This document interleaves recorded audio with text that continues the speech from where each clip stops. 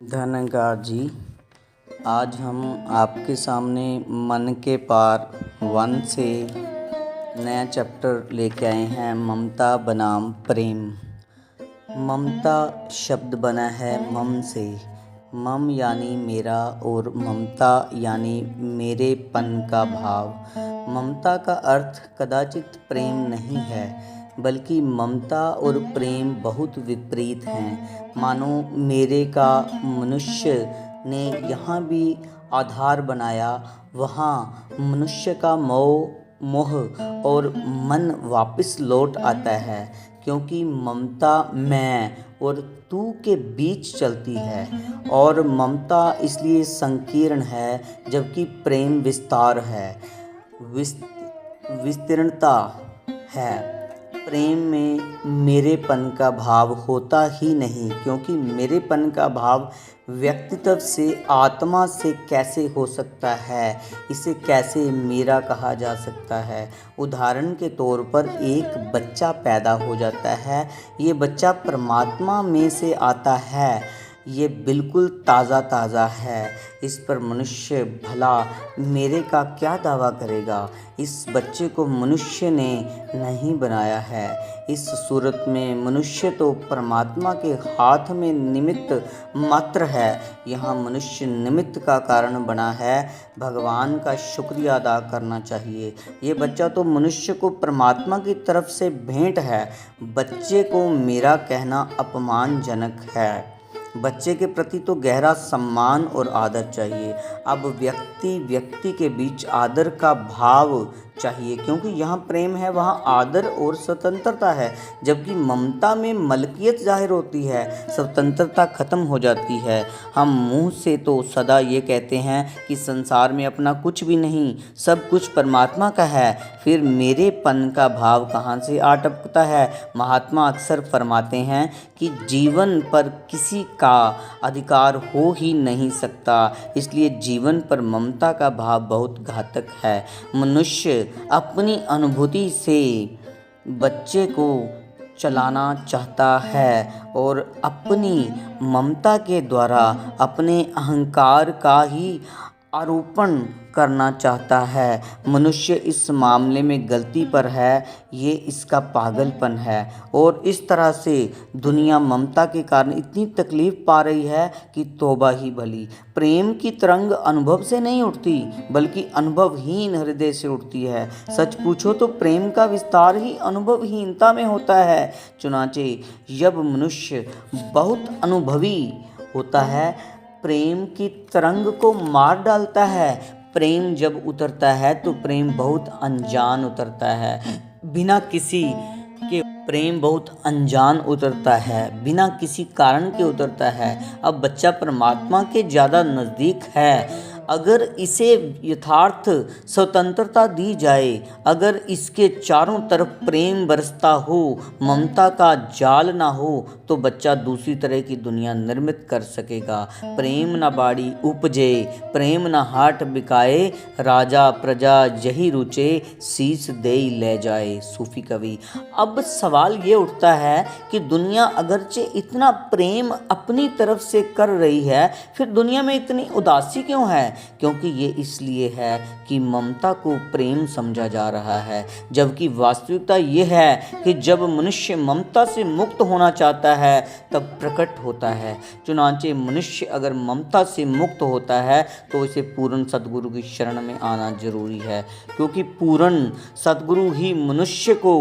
अब सवाल ये उठता है कि दुनिया अगरचे इतना प्रेम अपनी तरफ से कर रही है, फिर दुनिया में इतनी उदासी क्यों है? क्योंकि ये इसलिए कि ममता को प्रेम समझा जा रहा है, जबकि वास्तविकता ये है कि जब मनुष्य ममता से मुक्त होना चाहता है तब प्रकट होता है।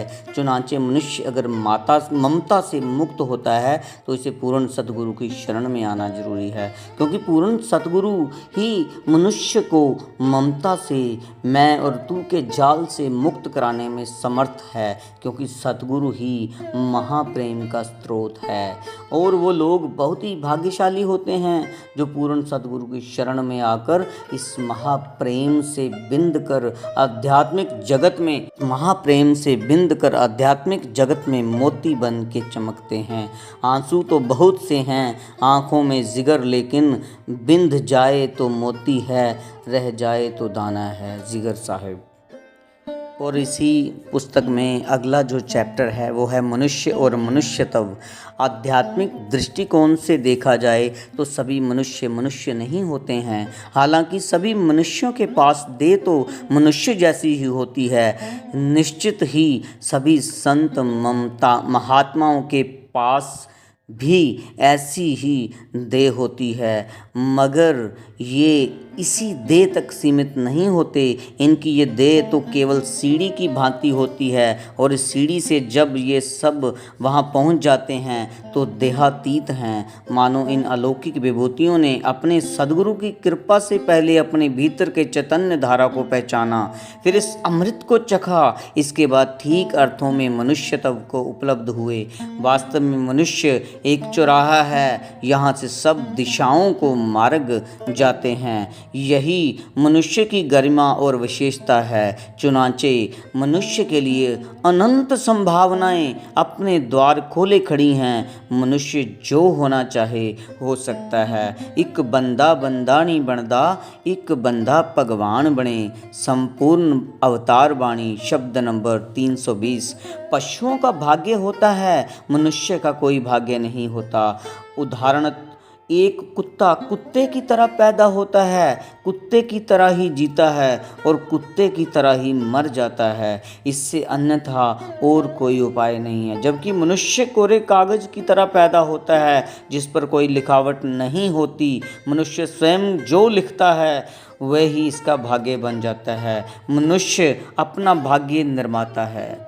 मनुष्य प्रतिपल अपने प्रत्येक विचार और कृत्य से स्वयं का निर्माण कर रहा है। मनुष्य की देह मनुष्य का तत्व नहीं है। देह तो पशुओं, पक्षियों और वृक्षों के पास भी है। देह में क्या भेद है? सब एक ही मिट्टी के खिलौने हैं। देह का तो कोई खास मूल्य नहीं है।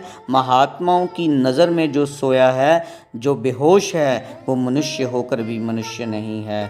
जो सद्गुरु कृपा से जाग जाता है, उसने ही सही मायनों में मनुष्य होना शुरू किया है। चुनाचे मनुष्य के 2 जन्म होते हैं।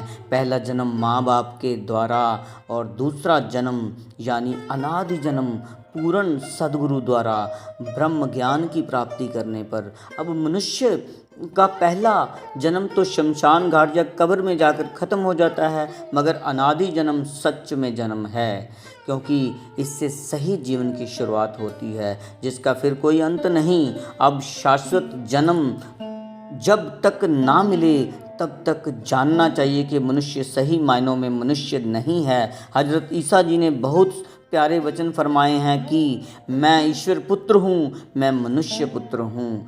ये एक ही बात है, इसमें कोई उलझन नहीं है, क्योंकि ईश्वर का पुत्र होना या मनुष्य का पुत्र होना एक ही बात है। ये तो एक ही सिक्के के 2 पहलू हैं, क्योंकि भगवान की पहचान का ही नाम मनुष्य तत्व है। मनुष्य होना अति दुर्लभ है। आम मनुष्य की तरह जीने में तो कठिनाई नहीं। जैसे और कीड़े मकोड़े पैदा होते हैं, ऐसे मनुष्य भी पैदा होते हैं, लेकिन और कोई प्राणी आत्म साक्षात्कार नहीं कर सकता, जबकि मनुष्य पूर्ण सद्गुरु की कृपा से कर सकता है। मनुष्य तो एक बीज है और इस बीज को फूलों तक पहुंचा लेता है। जो इस बीज को फूलों तक पहुंचा लेता है वे मनुष्य कहलाने का हकदार है, वरना इसका जीवन एक परतंत्रता का जीवन है। बिन गुरु दे पशु है बंदा, बन सकदा इंसान नहीं। संपूर्ण अवतार बाणी शब्द नंबर 72। गुरबाणी का भी फरमान है, सो जीव्या जिस मन वसिया सोए। सत्संग जी प्यार से कहना, धन निरंकार जी।